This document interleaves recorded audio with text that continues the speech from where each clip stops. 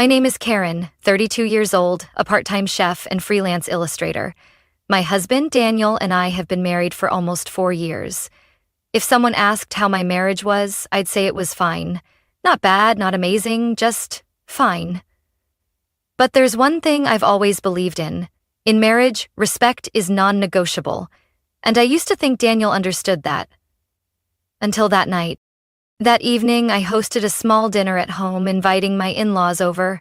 Nothing special, just an ordinary Saturday night. But I wanted to create a warm family atmosphere. I spent the whole morning preparing everything myself. Herb-roasted chicken, garlic butter mashed potatoes, cherry tomato salad, crispy toast, and lemon cheesecake for dessert. The kitchen was filled with the smell of butter, and I placed each plate on the table like it was a grand celebration. I didn't do it because anyone forced me. I genuinely enjoy making the home feel cozy, love seeing people happy, but turns out my kindness had been taken for granted. Daniel's family arrived on time. My father-in-law, Bruce, was the type of man who seemed stuck in another era, spoke loudly, always acted like his opinion was law. My mother-in-law, Linda, was gentle and quiet. Daniel's younger brother, Kyle, came with his wife, Natalie. She was soft-spoken, always had a forced smile, like she didn't dare show her real emotions. When I stepped out of the kitchen, holding the last plate, my own portion, everyone was already seated at the table. I placed the plate in front of my chair, smiled, and was about to sit down. But before I could do that, a hand reached out. Bruce, my father-in-law, didn't hesitate. He grabbed my plate as if it belonged to someone else, then handed it to Kyle. "Women eat after men," he said, like it was just the natural order of things. I froze, thinking he was joking. But no, he was dead serious. Kyle nodded in thanks and started eating like nothing happened. Linda stared silently at the table. Natalie frowned slightly but said nothing. And Daniel, my husband, just looked at me and shook his head slightly. "It's tradition," he murmured, as if explaining it made the disrespect disappear. The room suddenly felt cold, even though the fireplace was glowing. No one asked if I was hungry. No one offered me another plate. I said nothing. I just stood there for a few seconds, trying to swallow the anger rising inside, then quietly sat down in the empty chair with no food in front of me. I didn't eat. I didn't smile. I didn't join in their lively conversations. I just sat there, listening to the sound of forks and knives against porcelain, smelling the delicious food I'd spent all day preparing, and feeling every heavy heartbeat in my chest. No one asked why I wasn't eating. Daniel laughed loudly at something Kyle said, as if this dinner was some heartwarming family moment. I sat there, silent like a piece of furniture. I used to think my husband was different from his family. I used to think that as long as he wasn't like them, everything would be okay. But that night, I realized something. Silence is a form of complicity. I didn't make a scene. I didn't argue or fight back right then and there. I didn't want to give them an excuse to call me too sensitive or overreacting. Instead, I started planning. A plan they would never see coming. And it would begin the following Sunday. A day after that silent dinner, I sent a group text to my in-laws. "Next Sunday, 6 p.m., I'm inviting everyone over for dinner. I have a surprise I want to share." Daniel looked at me in surprise when he saw the message. "You sure? You didn't seem happy last week." I smiled gently, turning the coffee cup in my hands. "I just feel like I still owe your family a proper dinner." He nodded, looking relieved. As for me, I began preparing for a dinner none of them would ever forget. I planned the menu like I was hosting a high-end banquet. Black pepper beef tenderloin, butter garlic steamed lobster, bacon-wrapped asparagus, creamy mashed potatoes, and vanilla panna cotta with fresh strawberry sauce for dessert. Every dish was carefully selected to create a symphony of flavors. I bought fresh flowers, scented candles, even embroidered napkins. This dinner wasn't just a meal, it was a statement. On Sunday evening, the house was filled with candlelight and the rich aromas from the kitchen. Everything was so perfect that Bruce, my father-in-law, walked in and blurted out, Looks like a 5-star restaurant this time. I just smiled, saying nothing. They didn't know that this time the roles were about to reverse. After some polite greetings, Bruce, Kyle, and Daniel quickly pulled out chairs to sit down as usual. I watched as the three of them reached for their utensils, then stepped forward with 3 prepared plates. But instead of placing them in front of the men, I walked past them and served Linda, my mother-in-law, Natalie, Kyle's wife, and myself. "Women eat first," I said, my voice soft as a breeze, but sharp enough to cut the tension in the room. The entire table went silent. Bruce raised an eyebrow as if he couldn't believe his ears. Kyle glanced around, waiting for someone to correct me. Daniel paused mid-pour with the water pitcher. "What did you say?" Daniel asked, eyes wide. I set my plate down in front of me, placed my napkin on my lap, and smiled at him. "It's tradition, right? Women eating after men is just one part of it. Tonight we're starting a new part." Bruce pushed his chair back slightly, jaw tight. "We don't do silly things like this."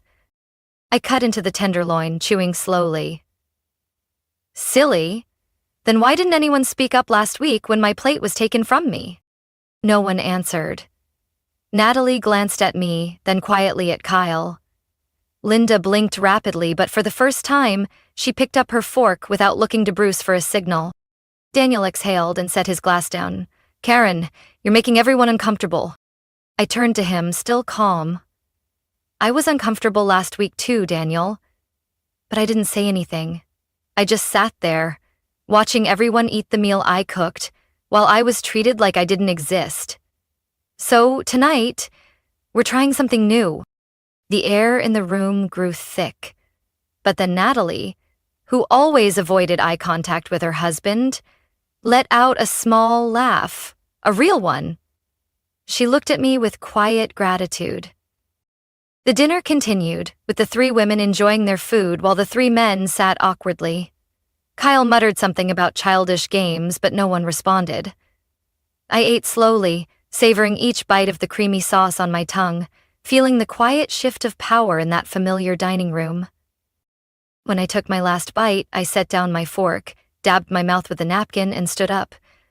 "Wonderful dinner. Now it's time for the next tradition." Bruce frowned. "What now?" I turned to the sink full of dishes. "Since the women cooked, the men wash." Kyle burst out laughing, thinking I was joking. But I didn't laugh.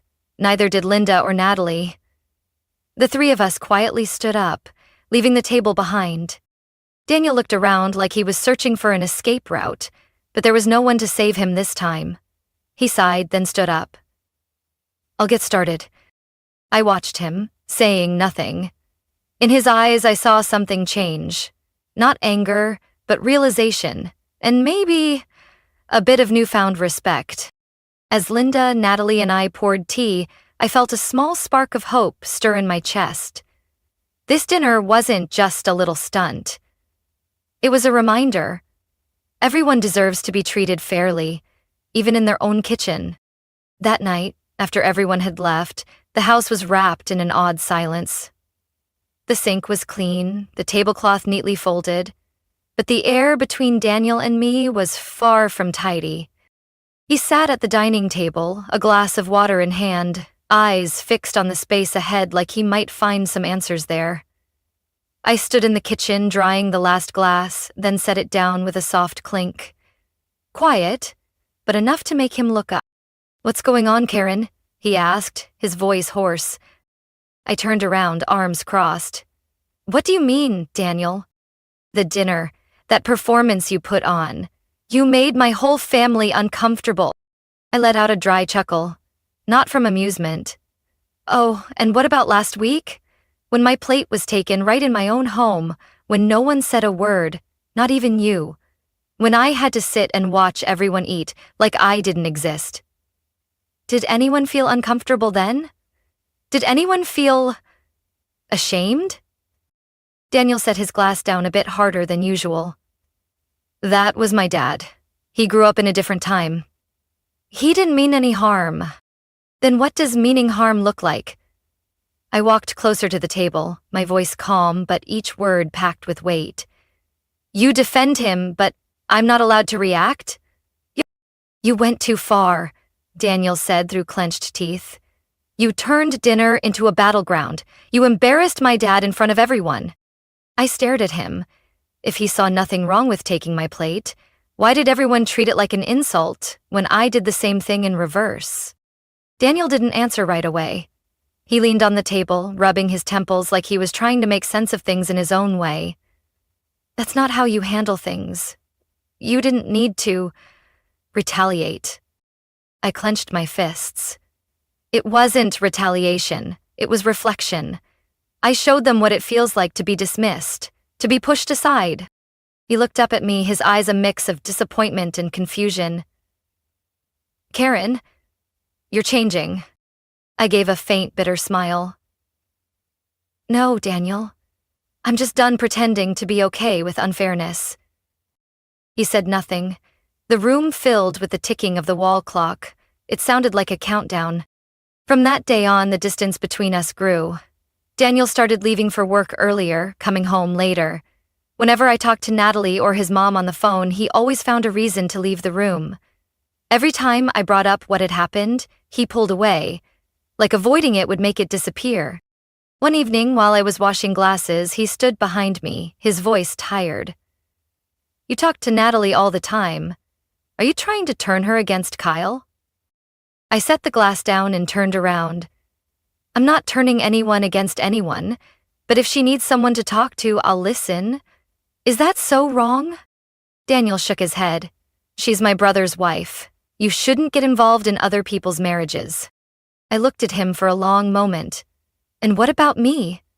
I'm your wife. Are you getting involved when you let me feel like a stranger in my own home? The question hung in the air.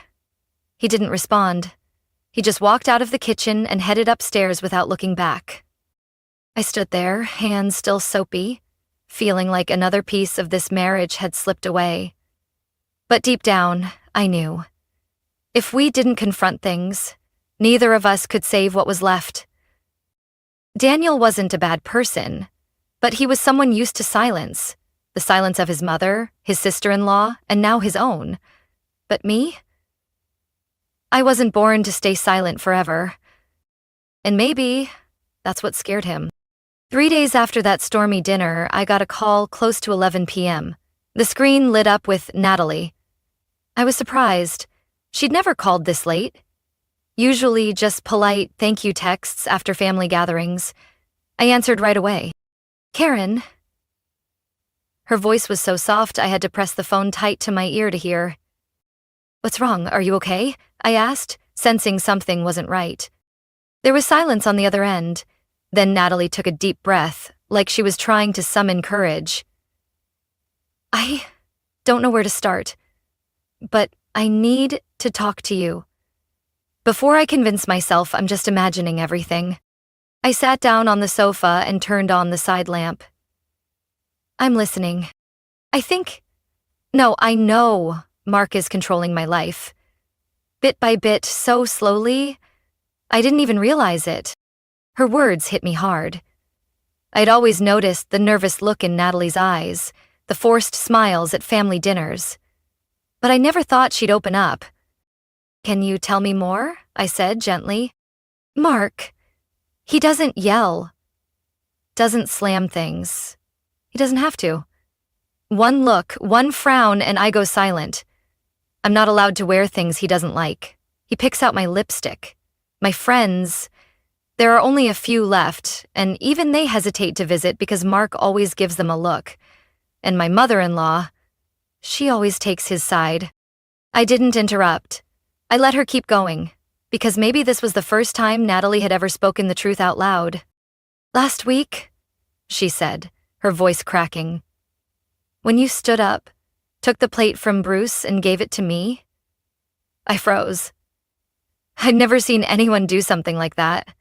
And the weird thing is, I felt relief. Just for a moment. But I imagined being the one who did it. I pressed my lips together, hearing the tremble in her voice. Since then, I've been thinking, am I crazy for seeing that as wrong? Am I selfish for wanting to make my own choices in my own life? No, Natalie, I said firmly. You're not crazy, and you're definitely not selfish. She was quiet, then whispered, I think you're brave. I want to be like you, but I'm scared, really scared. I leaned back, staring at the ceiling. I knew that fear. It didn't have a clear shape, but it crept into everything. I'd felt it in my own kitchen, when no one stood by me. Do you want to leave? I asked. I don't know.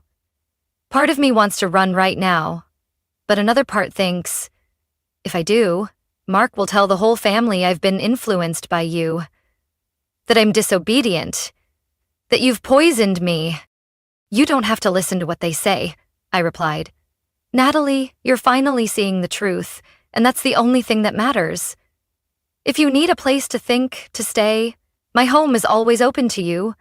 No one gets to control your life, not your husband, not your family. No one. She stayed silent for a while, then whispered, Thank you, Karen. I'm not ready to leave yet, but at least I know I'm not alone anymore. I ended the call with a heavy heart. I knew this was just the beginning of a long journey. But when a woman like Natalie, who'd always been quiet, started to speak up, the earthquake had already begun in their family. Slow, but certain. I looked out the window. Moonlight stretched across the lawn. I didn't know what lay ahead, but I knew that after everything, silence was no longer an option. And I wasn't the only one who realized that anymore. Natalie came to my house on a gloomy Tuesday afternoon, the wind rustling outside, the sky heavy with the threat of rain. She walked in with a pale face, carrying a small suitcase and a tote bag stuffed with a few pieces of clothing. Her eyes were red, but there were no more tears, only exhaustion deep to the bone.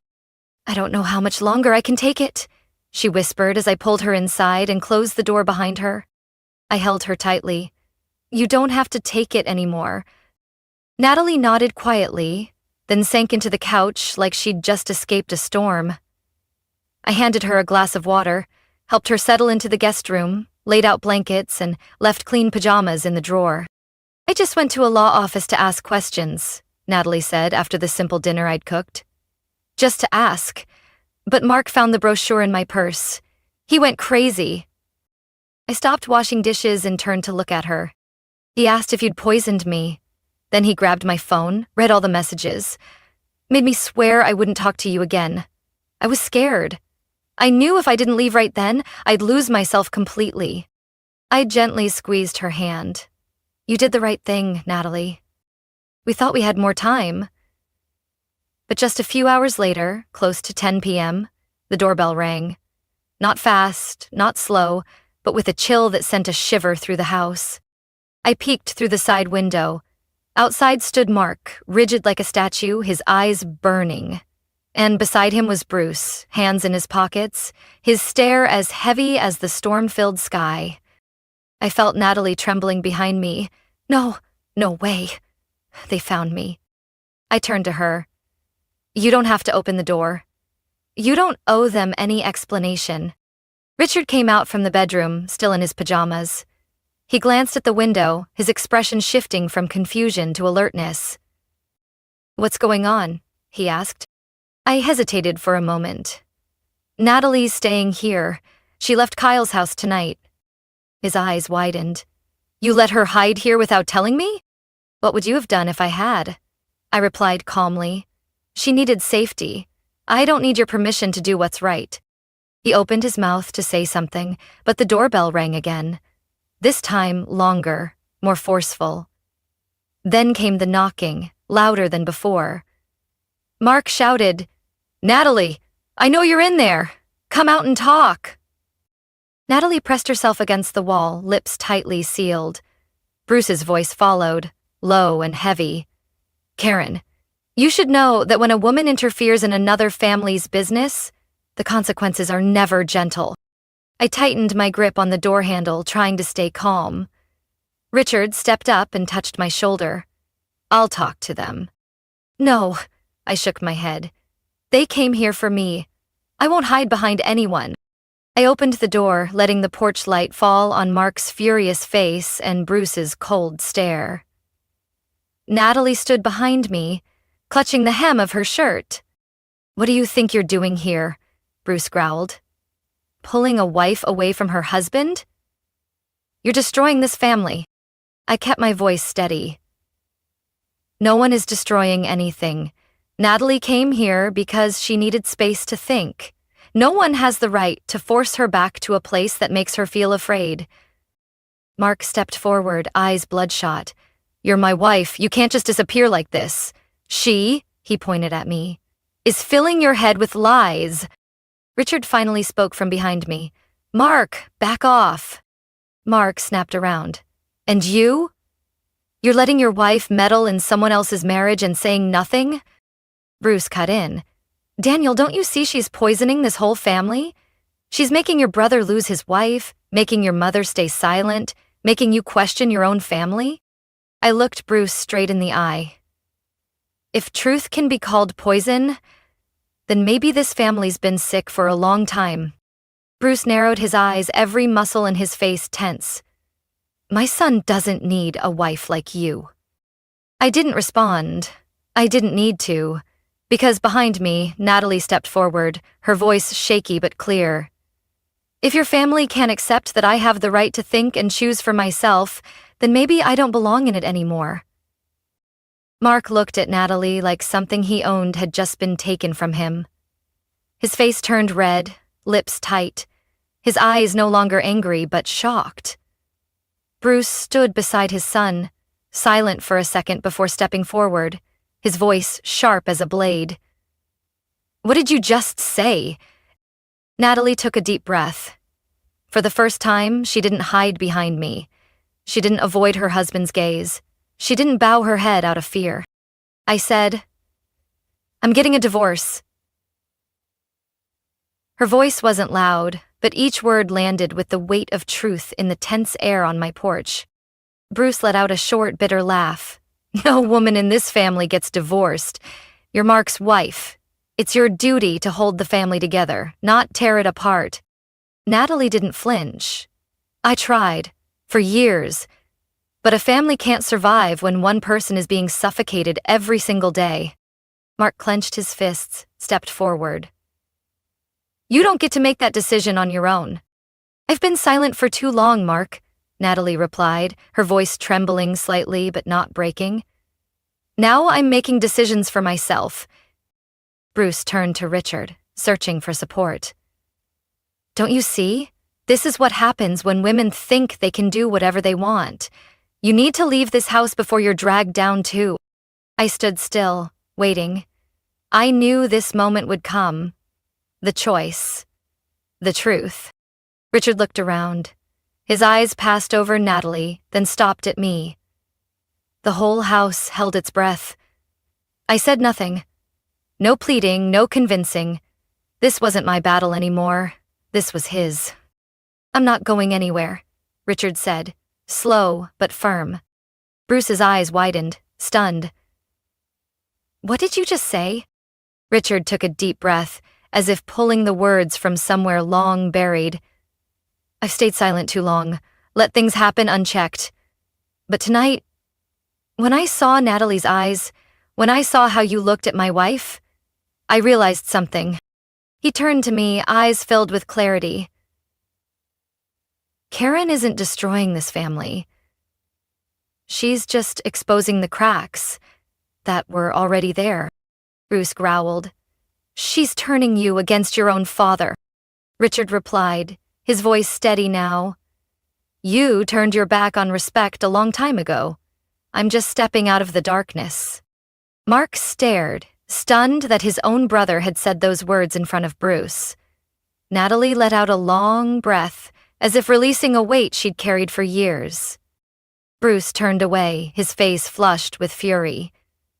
"If you leave this family, don't expect to come back." Richard didn't respond, but his eyes were steady, unshaken.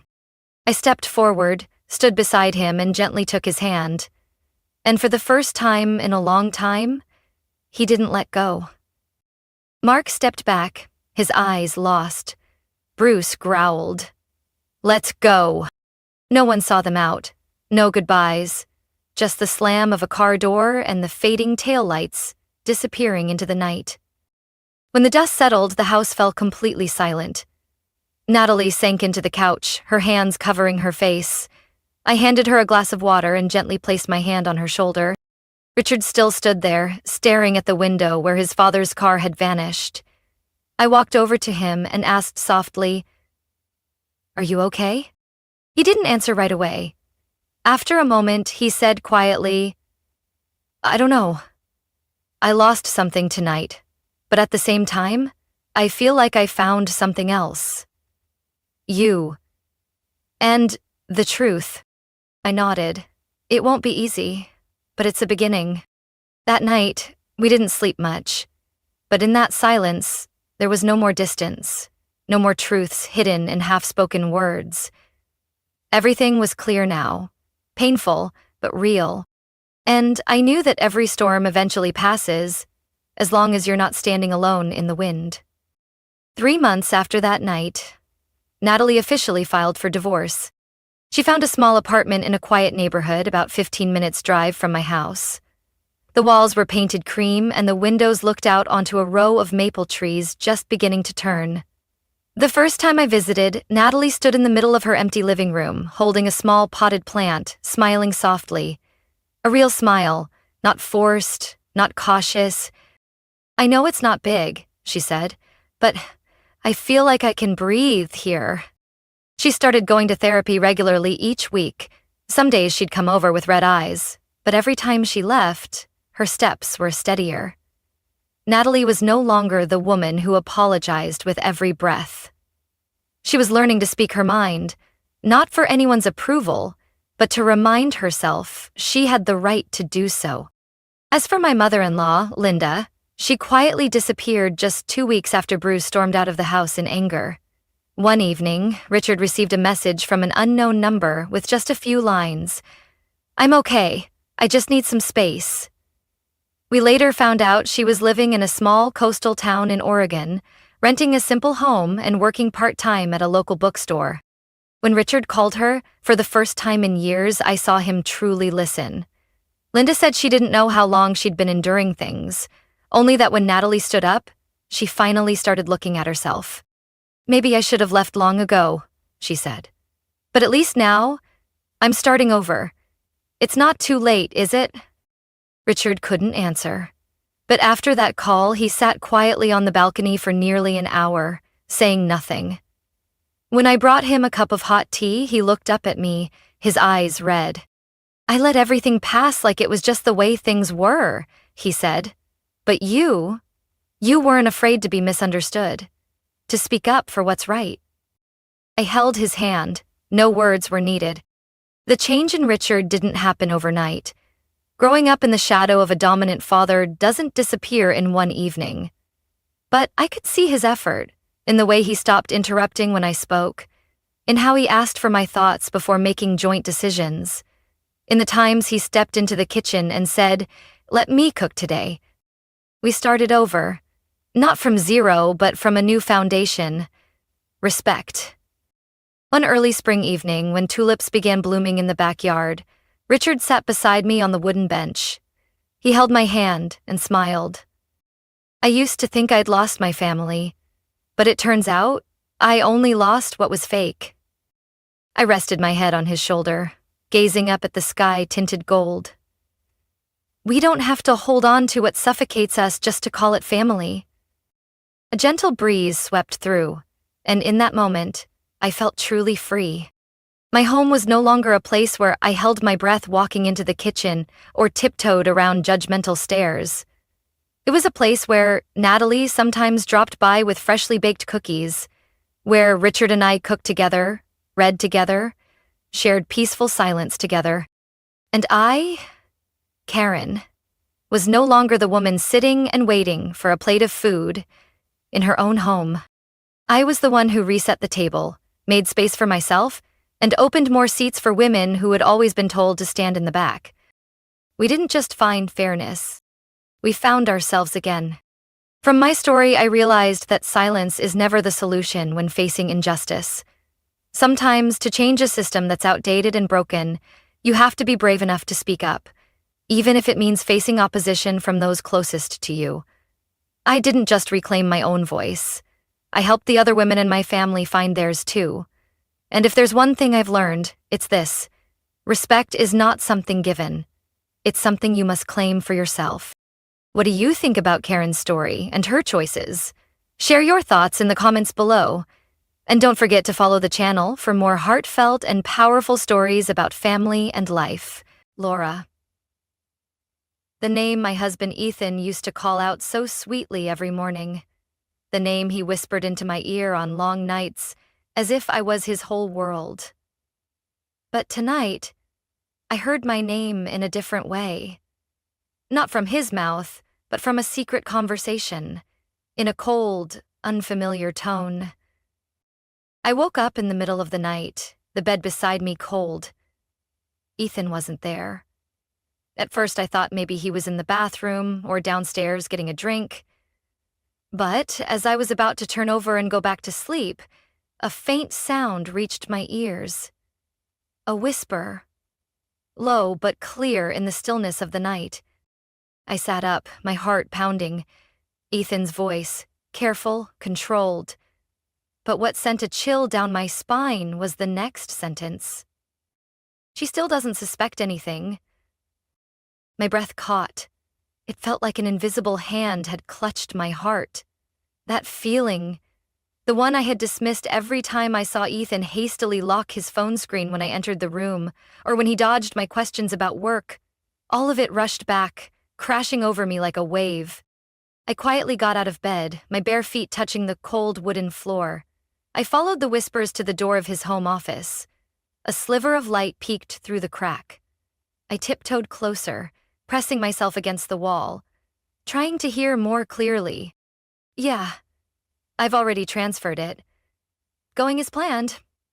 Almost done. My throat went dry. Transferred what? Going as planned? I could hear my heartbeat thudding in my ears. Then came the sound of footsteps. I panicked and rushed back to bed, pulling the blanket up over myself. A few seconds later, the bedroom door opened gently. Ethan walked in as if nothing had happened. I shut my eyes, steadied my breath, and pretended I hadn't heard a thing. The mattress dipped beside me as he lay down. After a while, I could feel his steady breathing. Calm, like everything was normal.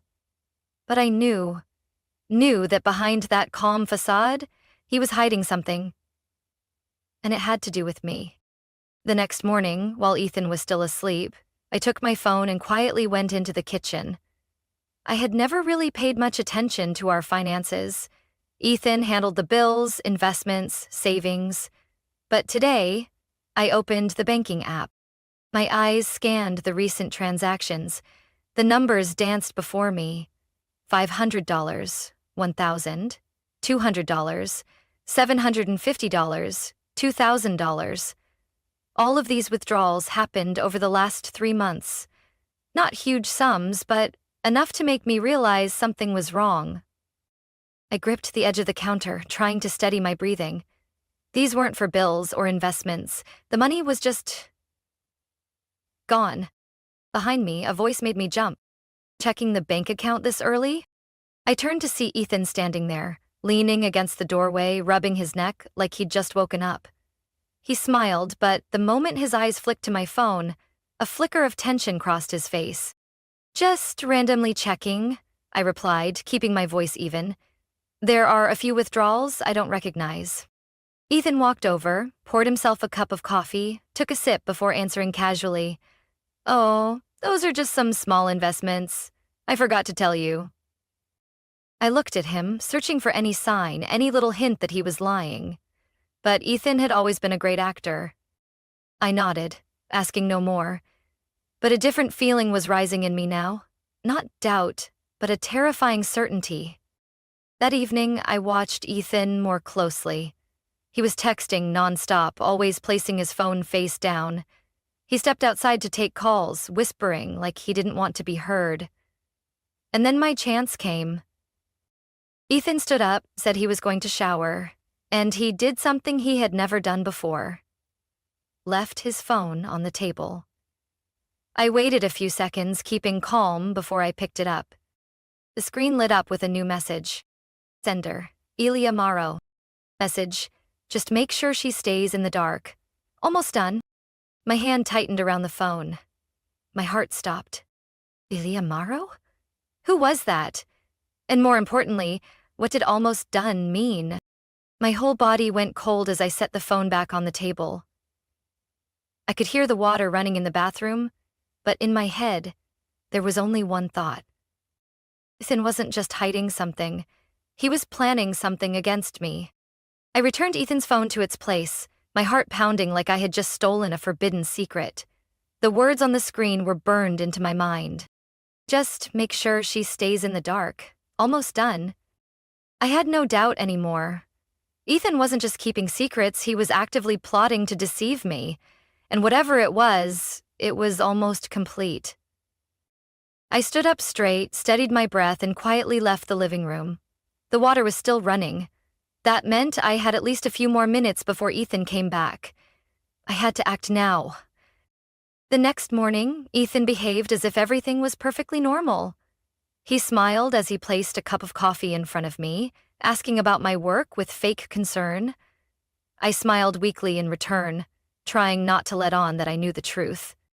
Laura, I think we should reorganize our finances a bit, Ethan said, placing his phone face down on the table, like always. Just as a precaution, you never know what life might throw at us. I looked at him, eyes narrowing. What do you mean? We should consolidate our assets. If anything ever happens, it'll be easier to manage, he said calmly, though every word felt calculated. I'll take care of all the paperwork. All you have to do is sign. I gripped my coffee cup, trying to stay calm. I had known this moment was coming. He was trying to manipulate me, to make it sound like a simple legal step, but I wasn't stupid. I smiled, nodding slowly. Sounds reasonable. Can you show me the documents first? I saw a flicker of surprise in Ethan's eyes. Maybe he hadn't expected me to agree so easily. But he didn't show much heat. He just nodded and said, Of course. I'll have them ready soon. I didn't wait for Ethan. As soon as he left for work, I called someone I trusted. Anna, my lawyer and best friend from college. I couldn't let Ethan win this game. I needed to protect myself before he made his move. As I told her everything, Anna listened silently. When I finished, she said only one simple sentence. Laura, you need to move your assets immediately. I knew that. I'd been thinking about it all night, but hearing Anna say it made me even more sure. We'll set up a trust, she continued. Transfer everything of value into your name under it. Ethan won't be able to touch a cent. I nodded. Do it. It took us less than 3 days to finalize everything. The apartment, savings accounts, investment shares, everything was protected. Now, no matter how hard Ethan tried, he couldn't take anything from me. 4 days later, Ethan came home earlier than usual. He sat down in the chair across from me, his face full of importance. I knew the moment had come. Laura, he began, placing a stack of documents on the table. I think we need to have a serious talk. I stared at the pile of papers in front of me. I had already guessed what they were, and I was ready. I want a divorce, Ethan said, his voice calm, as if he had rehearsed that line 100 times. I raised an eyebrow, showing no surprise. Really? There was a flicker of hesitation in his eyes, but he quickly regained his confidence. I think it's for the best. We've grown apart. I don't want things to get more tense. I stayed silent for a few seconds, then slowly pushed the papers back toward him. Before we talk about this, there's something you should know. Ethan frowned. What is it? I took a deep breath, looked him straight in the eyes, and said clearly, word by word. But I've already moved all of my assets. The air in the room instantly turned tense. Ethan froze, his eyes wide, his jaw tightening. What? You can't take anything from me anymore, I continued, keeping my tone calm but firm. Everything is legally protected. The apartment, the savings accounts, the investments, they've all been moved. Ethan was silent for a long moment. I could see the muscles in his face twitching, his hand clenching into a fist. He hadn't seen this coming. I smiled and slowly stood up. "You were right about one thing, Ethan," I said, my eyes locked on his. "No one can predict what's going to happen." He didn't respond. I knew he was calculating in his mind, but it didn't matter anymore. The tables had turned, and this time, I was the one in control. Ethan didn't say a word for a full minute. He sat motionless, still gripping the divorce papers he had just handed me. The anger in his eyes was unmistakable, but he was trying to suppress it, trying to appear composed as if he still had control. But I knew the truth. He had nothing left to take from me. I stood up, gently adjusting the edge of my coat. "If there's nothing else to discuss, I think we can end this conversation here." Ethan took a deep breath, as if trying to grasp for something to hold on to. Then he gave me a forced smile, but I caught the calculating look in his eyes. "We'll see each other in court, Laura," he said, his voice low and sharp like a blade. "And you won't get away with this easily." I smirked, meeting his gaze with a look of defiance. "Then go ahead and try." I walked out of the living room, a sense of triumph flooding through me. But I also knew the real battle was just beginning. 3 days later, I received a thick envelope from Ethan's lawyer, a formal divorce petition, along with a long list of demands.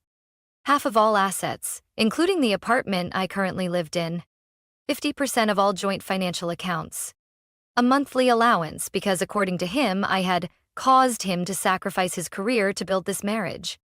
I laughed out loud when I reached the last line. Ethan had never sacrificed anything. Throughout our marriage, I was the one carrying the financial weight. He had lost nothing, but he still wanted everything from me. I picked up the phone and called Anna. "We've got a problem," I said as soon as she answered. Anna chuckled softly. "Let me guess. Ethan's not backing down, is he?" "Of course not," I sighed, flipping through the stack of papers. "He wants half of my assets, the apartment, and he's even asking for support payments." Anna scoffed. "He actually thinks he has a shot?" "No, but he's going to do everything he can to wear me down." "Well then, Laura," Anna said, her voice firmer now. "It's time we show him he picked the wrong opponent." 4 days later, Anna and I sat in her law office, going over the entire case file. Anna set the folder down and crossed her arms. "He doesn't stand a chance." "Are you sure?" I raised an eyebrow. Anna nodded. "You transferred all your assets before he filed. Legally, he has no claim to any of it. And the support request? He has no grounds. Your income was always the primary one in the marriage." I let out a breath of relief, but before I could enjoy it, my phone buzzed. A message from an unknown number. "Be careful, Laura. Ethan doesn't play by the rules." I felt a chill run down my spine. 3 days later, I noticed something had shifted at work. At first, it was just strange looks from coworkers. A few whispers when I walked by. I thought maybe I was imagining it. Until my assistant, Rachel, walked into my office with a tense expression. "There's something you need to see," she said, placing a printed sheet on my desk. I looked down. It was a post on an anonymous forum. "A CFO embezzling company funds to hide money from her husband during a divorce. Can someone look into this?" Below were dozens of comments.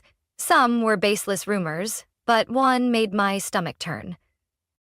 "I know who it is," Laura teased. I looked at Rachel, rage bubbling in my chest. "Ethan is behind this," I said coldly. Rachel nodded. "No doubt. And if this spreads, it could damage your reputation." I took a deep breath, trying to stay calm. I couldn't let Ethan destroy my career. "I need to see Anna now," I said, grabbing my phone. "We're not letting him get away with this." I met Anna that evening. When I told her everything, she frowned. "He's trying to use character assassination," Anna said. "He wants you to lose your patience and make a mistake." "I won't let that happen," I said firmly. Anna nodded. "Then we fight back." I looked at her, my eyes blazing with determination. Do you have a plan? Anna smiled. First step, we send him a legal cease and desist letter. If he spreads one more lie, we sue for defamation and intentional damage to your reputation. I felt a fire ignite inside me. Ethan thought he could tear me down with lies? He was wrong. I looked at Anna, a sharp smile on my lips. Then let's begin. 3 days later, while I was sitting in my lawyer's office, Anna held a folder with a piercing look in her eyes. What is it this time? I asked, trying to contain my frustration at her serious expression. Anna slid a document across the table to me. Ethan just filed a lawsuit accusing you of financial fraud. I froze. What? Specifically, he claims you embezzled money from your joint accounts before transferring your assets. Anna continued, her tone calm but tense. And it's not just him. There's someone else listed as a co-plaintiff. I opened the file, and my eyes landed on a name I had seen before. Ilya Morrow. A cold shiver ran down my spine. Ethan wasn't doing this alone. He had an accomplice. Who is Ilya Morrow? I asked, my voice dry. Anna crossed her arms. We've looked into him. He's known for creating fake financial documents. He's been tied to a few lawsuits, but no one's ever had enough evidence to charge him. I took a deep breath, flipping through the documents Ethan had filed in court. These numbers, these aren't my transactions, I snapped, furious. Anna nodded. That's what we suspected. But Ethan's trying to make it look legitimate. If we don't move quickly, this could get serious. I clenched my fists. Ethan couldn't win. I had come too far to protect myself, and I couldn't let him ruin it all with lies. Can we prove these documents are fake? I asked. Anna gave a faint, sharp smile. Not only can we prove it, but we're going to turn it to our advantage. Anna immediately handed the case over to a forensic financial expert. A week later, she called me into her office. You're going to like this, she said, her eyes glinting with a rare hint of satisfaction. I sat down, waiting. Anna placed a new file in front of me. They made a major mistake. The transactions Ethan claims you made all have timestamps from before your financial account even existed. I blinked, my heart racing. What do you mean? Anna tapped on a page showing a list of bank statements. This account was opened in July, but in the documents Ethan and Ilya submitted, there are transactions from May. They were too confident and didn't double-check their data. I stared at the numbers in front of me, then slowly a smile spread across my face. They just destroyed themselves, I whispered. Anna nodded. We're not only going to dismiss this accusation, we're going to sue them for defamation and presenting forged evidence in court.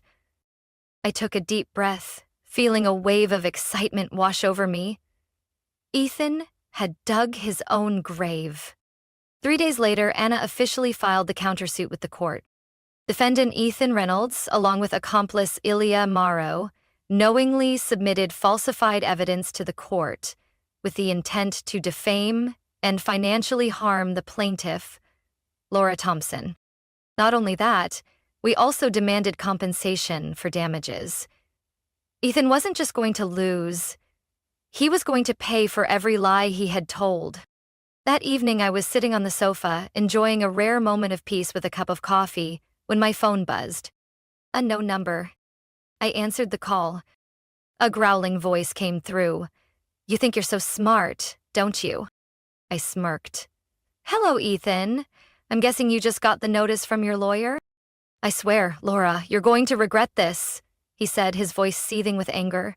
You have no idea who you're messing with. I leaned back, my tone fearless.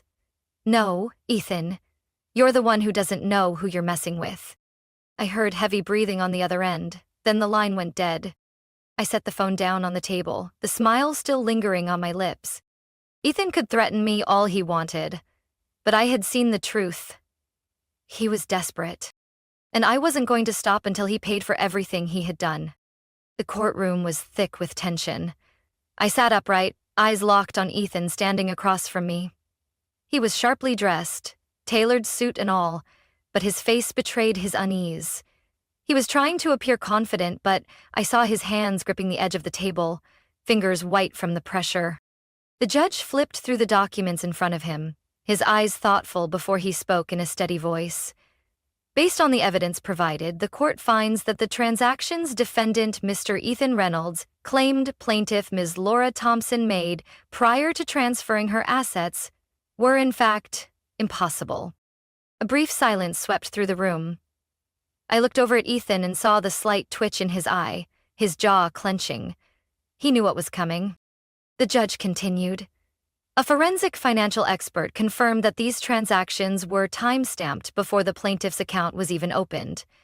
This clearly indicates that the documents presented by Mr. Ethan Reynolds and his associate were fabricated. A wave of murmurs filled the courtroom.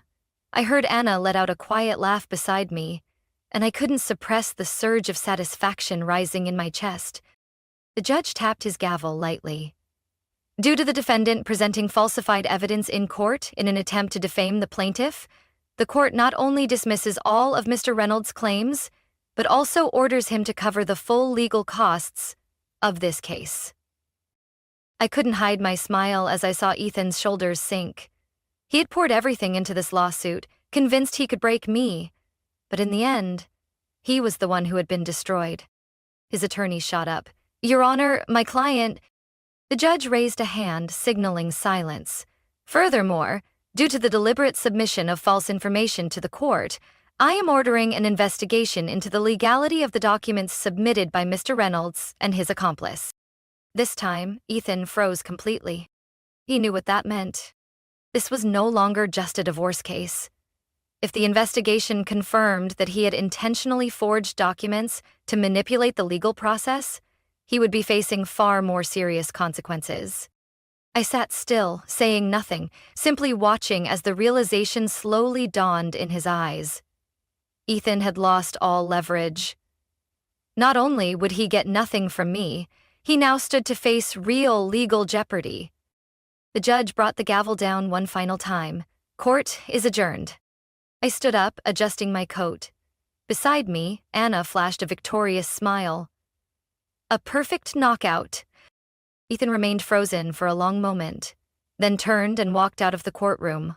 I could see the stiffness in his posture, his steps no longer confident. I slowed down, letting him feel my presence, letting him know I was still there, watching his defeat. He turned back, stared at me. I tilted my head slightly, smiling slowly. "Are we done here, Ethan?" He didn't reply. There was nothing left to say. He had lost everything. I stepped out of the courthouse, taking a deep breath. The air outside was fresh, a sharp contrast to the stifling tension in that room full of conflict. I had won. Not just a legal battle, but a long, grueling mental war with Ethan.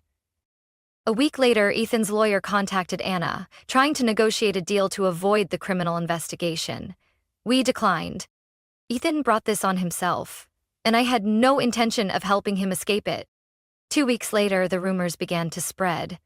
Some of his former colleagues whispered about the case, about how he tried to cheat the system to win assets in a divorce. His company dropped him, and he lost the reputation he once had in the finance world. No one wanted to be associated with someone who tried to manipulate the law for personal gain. I heard he had to sell his beloved sports car to cover part of the legal fees. The luxury apartment he once lived in was also listed for sale. Everything he had tried to take from me, he ended up losing himself. I sat in my apartment on a quiet evening, sipping a glass of wine. My phone lit up with a message from Anna. "Congratulations, Laura. He's completely fallen apart." I smiled, set the phone down on the table, and looked out through the glass window. The city sparkled with lights, and I felt lighter than I had in a long time. I stepped into my apartment, embracing the quiet that filled the space. No more manipulative texts, no more late-night calls with Ethan's low voice threatening me. For the first time in months, I could take a deep breath without feeling the weight pressing on my chest. Victory hadn't come easily, but it came in the most meaningful way. I kept everything that was mine, while Ethan lost it all. A message from Anna lit up my phone. "Tonight, we celebrate. No exceptions. I laughed and typed back simply, "Of course." 3 hours later, I walked into a high-end restaurant where Anna had reserved a large table. My close friends were already there, chatting and holding glasses of wine. As I entered, applause broke out, and Anna stood up, raising her glass toward me. "This is for Laura, the one who taught us all a valuable lesson. Never underestimate a smart woman with a plan." I laughed and clinked my glass against hers. The wine touched my tongue, smooth and rich with the taste of victory. Beatrice tilted her head at me, her eyes sparkling. "How does it feel knowing he has nothing left?" I set my glass down and smiled. "Honestly, relieving. But more than anything, free." Beatrice nodded, her expression full of empathy. "You made it through, so what's next?" I took a deep breath, soaking in the atmosphere, the gentle rhythm of the city pulsing just outside the window. Nothing was holding me back now. No one else controlled my life anymore. "Enjoy life," I said with a soft smile. "And never let anyone have that kind of power over me again." Everyone raised their glasses in agreement, cheering. I looked around the table. My friends who had stood by me from the beginning, who had seen me hit rock bottom and then rise stronger than ever. After the celebration, I walked alone along the avenue, my heels tapping lightly on the stone pavement. Chicago at night had its own kind of beauty, the golden lights from tall buildings reflecting off the streets, creating a dreamy glow. A cool October breeze brushed past, bringing with it a crispness that kissed my skin. I pulled my coat tighter, not from the cold, but to savor every second of this freedom. My phone buzzed with a message from an unknown number. "This isn't over." I stared at the screen, then smirked. I didn't need to guess who it was. Without hesitation, I tapped the number and hit block. I was fully in control of my life now. No more Ethan, no more ghosts of the past haunting me. I stood on my balcony, gazing out at the glittering city lights that stretched to the horizon. The air tonight felt fresher, lighter, as if I had finally removed the weight I'd been carrying on my shoulders for so long. My story with Ethan had finally come to an end. I had won. But this victory wasn't just legal or financial. I had reclaimed myself. Some life lessons arrive in the harshest ways. I once believed Ethan was someone I could trust, someone I could build a future with. I ignored the warning signs, thought love and trust could conquer everything. I was wrong. Not everyone is who they appear to be. Even those we love most can betray us in ways we never imagined. But more importantly, real strength isn't about avoiding betrayal. Because no matter how careful, how loving, or how much you give, some people will still take advantage of your trust. What matters is what you do afterward. Do you let it destroy you? Or do you rise, stronger and wiser? I chose the second path. What I went through wasn't just a legal battle with Ethan. It was a crash course in protecting myself, both financially and emotionally. I used to believe that love meant sharing everything, no secrets, no safeguards. But reality taught me otherwise. Protecting yourself doesn't mean you don't trust anyone. It means understanding that trust must come with preparation. Especially in relationships tied to finances, having a clear plan isn't a lack of love. It's how you ensure that no matter what happens, you'll still stand strong. Ethan thought I'd be an easy pawn to control. He planned, manipulated, and believed I'd crumble under pressure. But he was wrong. I stayed calm, made a plan, and struck back at the right moment. There's a special power in managing your emotions, in not letting someone else dictate your fate. Ethan tried to put me in a weak position, but his overconfidence and haste exposed the cracks. And I used those cracks to bring him down. I took a sip of wine, letting the subtle bitterness linger on my tongue. The past was behind me. In front of me lay a future I owned. It may have taken me a while to realize it, but from now on, I would never let anyone control my life again. I would never allow myself to be put in a position where someone else held the power to decide my fate. I had learned to protect myself. I had reclaimed the life I should have always owned. And I would never lose it again. Life isn't always fair, and sometimes the people we trust the most are the ones who betray us. Laura's story isn't just about a divorce lawsuit, it's a lesson in trust, preparation, and self-protection. In every relationship, especially when finances are involved, never lose control over your life. When faced with betrayal, stay calm, make a plan, and strike back at the right time. Because sometimes the greatest victory isn't revenge, it's reclaiming yourself. Laura's story is a powerful reminder that no one should ever lose control over their own life. What do you think of how she handled the betrayal? Share your thoughts in the comments. Don't forget to follow the channel for more real-life, inspiring stories about life and family.